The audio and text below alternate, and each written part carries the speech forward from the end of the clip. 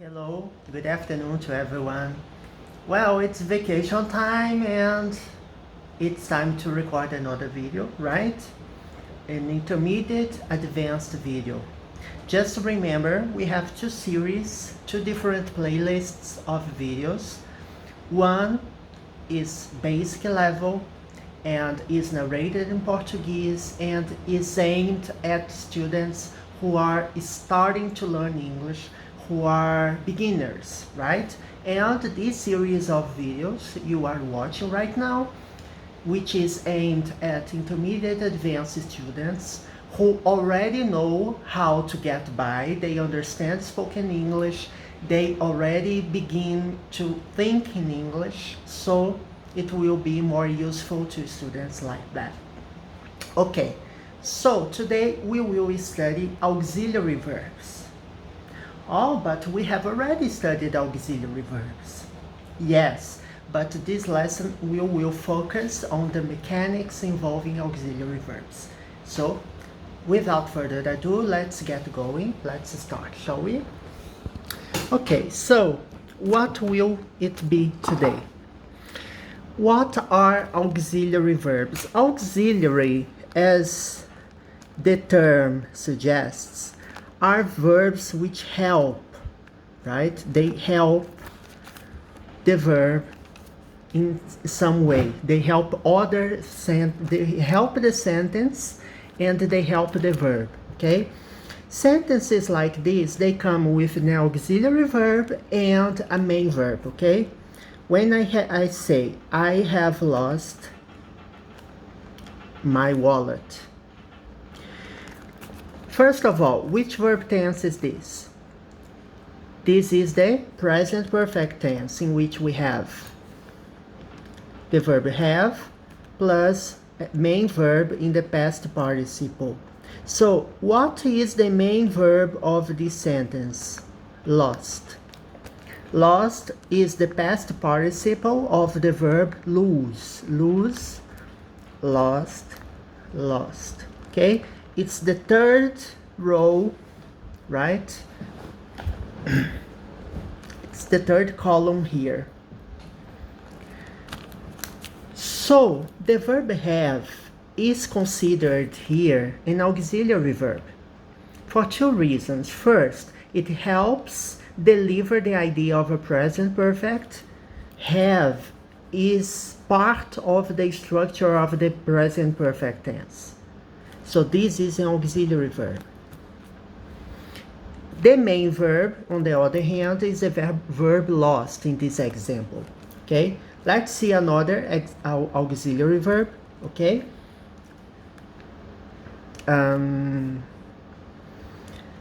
That mansion was built a long time ago.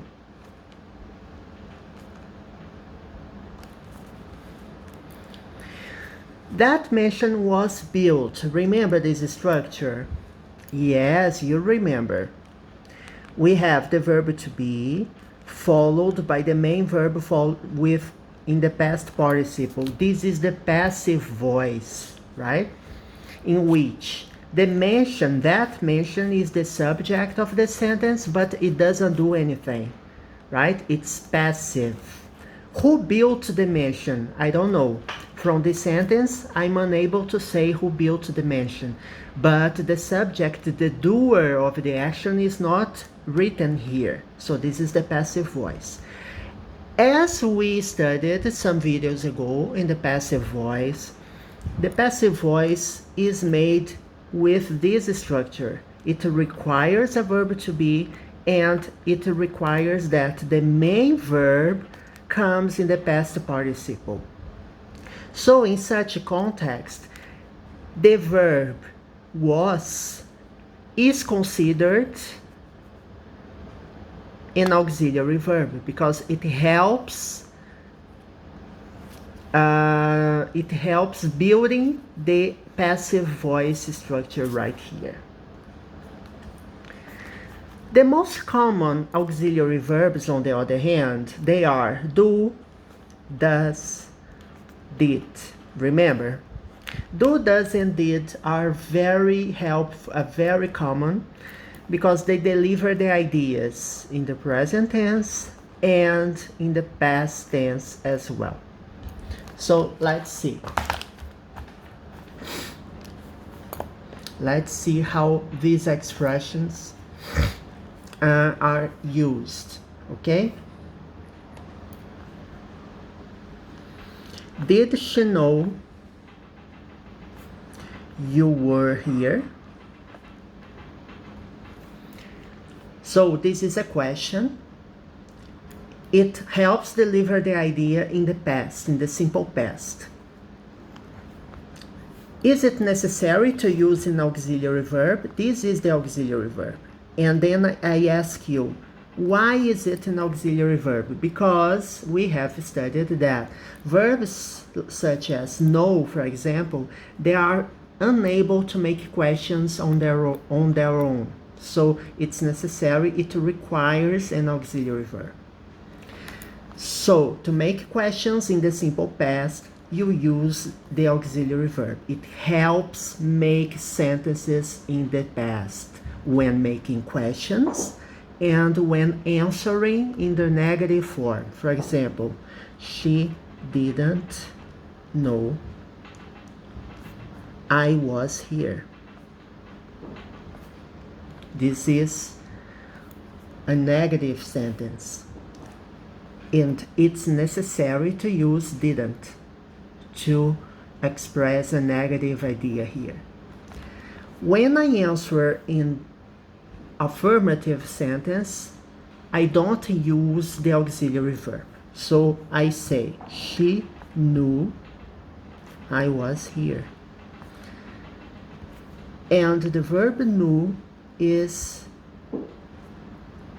the simple past of the verb know. Know, knew, known, which is a past participle. So as I told you before, in the beginning, I guess it was on my first videos I have recorded, both in the present tense and past tense, I use auxiliary verbs to make questions, to make negative sentences, complete negative sentences, and that's it. In affirmative sentences, we don't use. On the other hand, if I want to give short answers, I say, did she know you were here? Yes, she did. So it's possible to use the auxiliary verb in short answers, both affirmative and negative forms. So, no, she didn't. Okay. Does he understand Chinese? So I want to know if he understands, if he speaks Chinese in some way. Does he understand Chinese? Understanding not necessarily is speaking. Yeah, I know many people. Ever since I was a child, I hear people saying, I can understand people speaking English, but I can't speak. I can't make ideas on my own. It's difficult because, as I mentioned, it's in the beginning of the lesson, I mentioned that it's required to think in English if you want to speak. Speaking English requires you make your own ideas in your mind and delivering them, deliver the message, no matter what you say. So, if you just understand and you don't speak, you're not fluent in that language. But let's see, does he understand Chinese? I'm asking a question in simple present. And present tense requires an auxiliary verb, which is the verb does. Why is it does? Because for he, she, or it, these pronouns require does. The other pronouns require just do. I, we, you, and they. do. Is this the main verb? No, it's not the main verb. What is the main verb of this sentence? Understand. So auxiliary verbs, they help the main verb. So here we have auxiliary, main verb, right?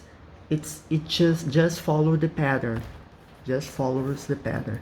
So does he understand Chinese? Short answers, yes he does. No he doesn't.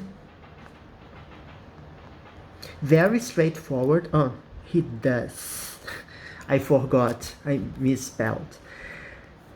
Very straightforward. I use the auxiliary verb to deliver a short answer. When I want to write complete affirmative sentences, I don't use the auxiliary verb. Yes, he understands written Chinese.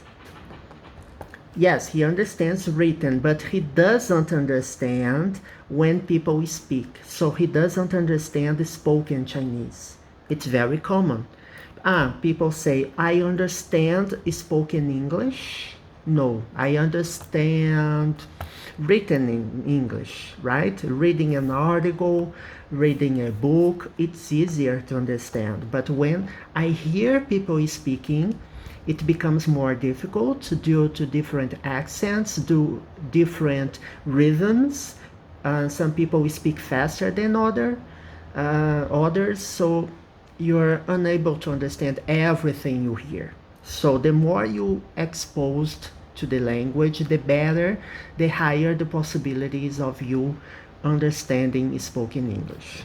So yes, he understands written English, doesn't require auxiliary verb, but if I write a complete negative sentence, it's necessary. No, he doesn't understand. For example, no, he doesn't understand spoken Chinese. All right, that's it. So far so good. I guess I hope you understood this.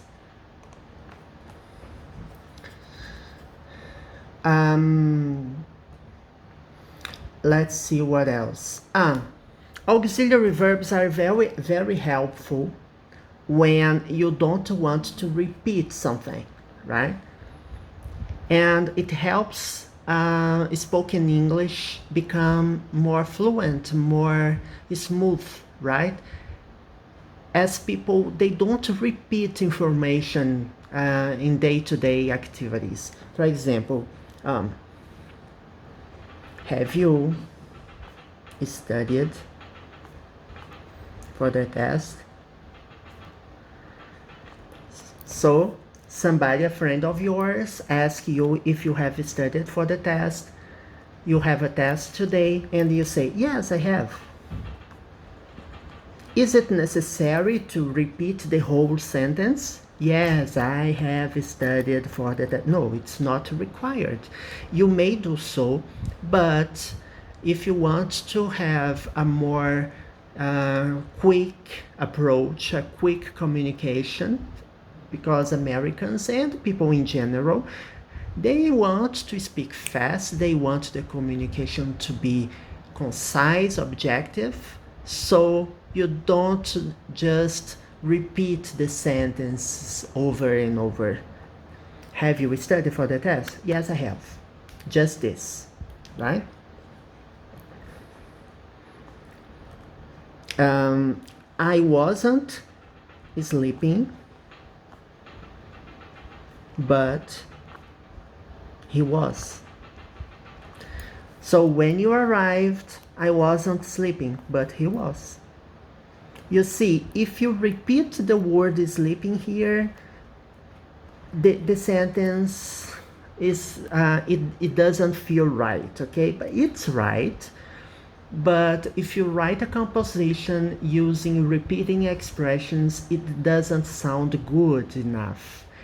And the evaluator, the person who is correcting your composition or what you are writing, may think that you have poor vocabulary as you keep repeating the same words over and over. So in such situations, it's not required to repeat the word sleeping. It's already implied here. So the auxiliary verb helps deliver the idea of the whole sentence. When I say, hey, yes, I have, it's implied that I have studied for the test. So people understand this just by using the auxiliary verb, which is used for the present perfect tense. And here, for the past continuous tense, you see, it's not necessary to repeat the whole sentence to use the same verb twice. So if you use the auxiliary verb was, which is required in the structure of the past continuous, which is was or were, followed by the main verb with ing. So these are the auxiliary verbs, and this is the main verb. If you use just the auxiliary verb, it delivered the meaning already. So it's not necessary, and it doesn't help if you repeat over and over the same expression, okay? So that's it, people. Next lesson, we will continue studying the auxiliary verbs. Next lesson in the intermediate advanced playlist. As I mentioned, we have two playlists. This playlist is entirely in English, as you may have already noticed, and the other playlist is for beginners, right? So I hope you have fun, and we will study more later. Bye bye.